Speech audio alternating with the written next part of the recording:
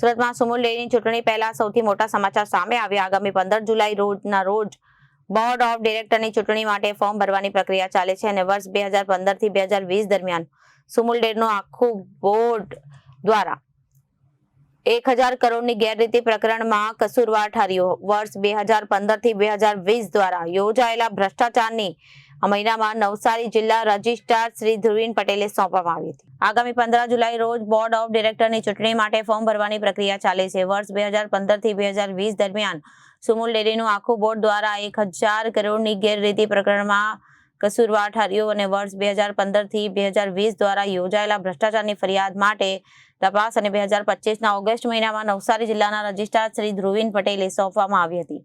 સરકારી મંડળીઓને 1961ની કલમ હેઠળ તપાસ સોંપવામાં આવી હતી। નવસારી જિલ્લાના રજિસ્ટ્રાર ધ્રુવીન પટેલ અને રજિસ્ટ્રાર મિતેશ પાંડ્યાના 2000 પાનાનો અહેવાલ અને ગાંધીનગર રજિસ્ટ્રારને મોકલવામાં આવ્યો। ધ્રુવીન પટેલે 3 મહિના પહેલા રિપોર્ટ સરકારી મંડળી અને ગાંધીનગરમાં સોંપ્યો હતો। તેમના રિપોર્ટમાં સુમુલ ડેરીમાં ભ્રષ્ટાચારના આરોપો ફલિત થતા તે અંગે આ કાર્યવાહી કરવા વિનંતી કરવામાં આવી અને સુમુલ ડેરીના ડિરેક્ટરો સામે સૌથી મોટો કોંગ્રેસે લગાવ્યો આરોપ રિપોર્ટ કર્યો અને 3 મહિના જેટલો સમય વીતી ગયો છતાં કેમ સુમુલ ડેરીના જવાબદાર ડિરેક્ટરો સામે કાર્યવાહી નહીં કરાઈ।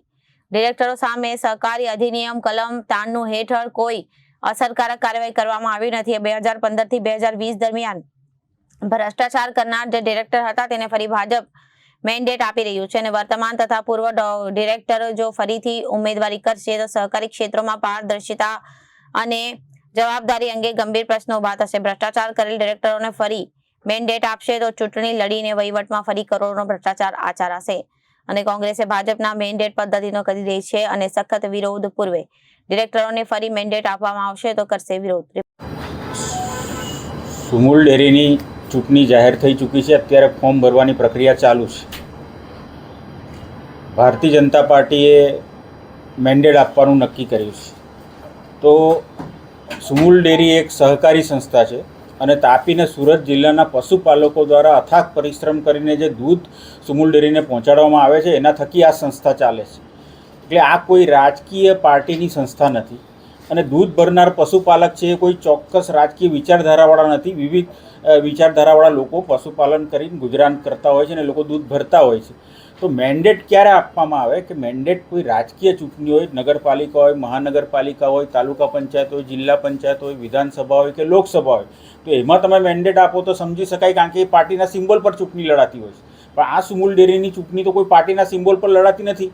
તો મેન્ડેટ શાના માટે આપવામાં આવે છે? મેન્ડેટ એટલા માટે આપવામાં આવે છે કે મેન્ડેટ આપીને ડિરેક્ટરને બાંધી લેવામાં આવે અને એને ભ્રષ્ટાચાર કરવાની છૂટ આપવામાં આવે છે।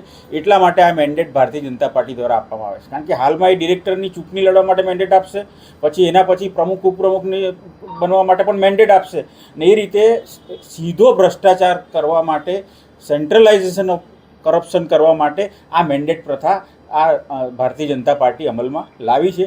એનો અમે વિરોધ કરીએ છીએ। એટલે અમે નક્કી કર્યું છે કે જે લોકો મેન્ડેટવાળા ઉમેદવાર ચૂંટણી લડશે એને અમે કોઈ પણ ઉમેદવારને બિનહરીફ નહીં થવા દઈએ, એની સામે અમે ઉમેદવાર મૂકીશું। પણ અમે એ પણ નક્કી કર્યું છે કે માની લો કે એ લોકોમાં મેન્ડેટ કોઈને મળતો નથી પણ એ સહકારી વિચારધારા સાથે જોડાયેલો વ્યક્તિ છે અને સુમુલ ડેરીનો અનુભવી ડિરેક્ટર તરીકે એણે કામ પણ કરેલું છે, તો એવા લોકો બી અમારી પેનલમાં લડવા માગતા હશે તો અમે એને પણ એમની સાથે પણ અમે ચૂંટણી લડીશું। પણ આ મેન્ડેટ પ્રથાનો અમે એટલા માટે વિરોધ કરીએ છીએ કે આ મેન્ડેટ પ્રથા માત્ર ને માત્ર ભ્રષ્ટાચારને પ્રોત્સાહન આપવા માટે આ ભારતીય જનતા પાર્ટી દ્વારા આ સિસ્ટમ લાગુ કરવામાં આવી છે।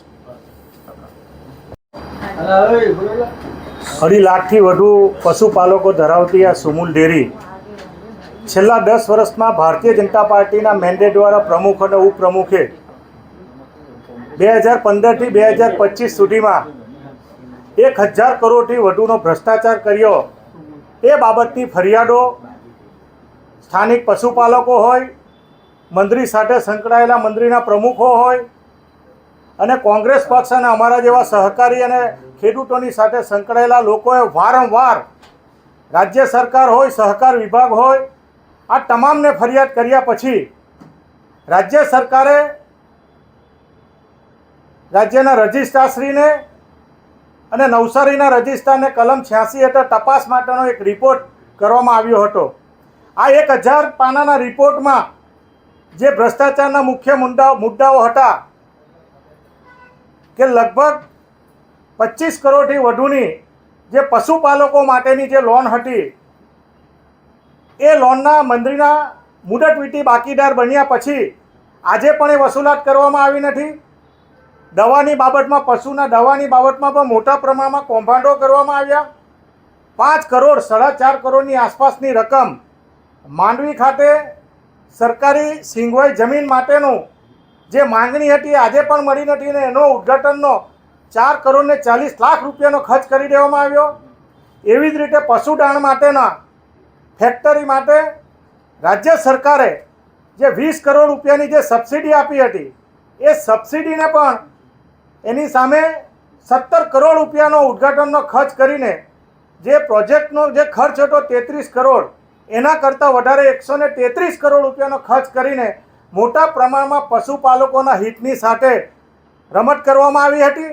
આ સમગ્ર બાબતની તપાસનો રિપોર્ટ આજે પણ માનનીય મુખ્યમંત્રી શ્રી, સહકાર મંત્રી અને સહકાર વિભાગના ટેબલ પર પડેલો છે.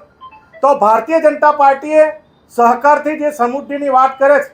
Reporter Arvind Rathod, Janadesh news, Surat.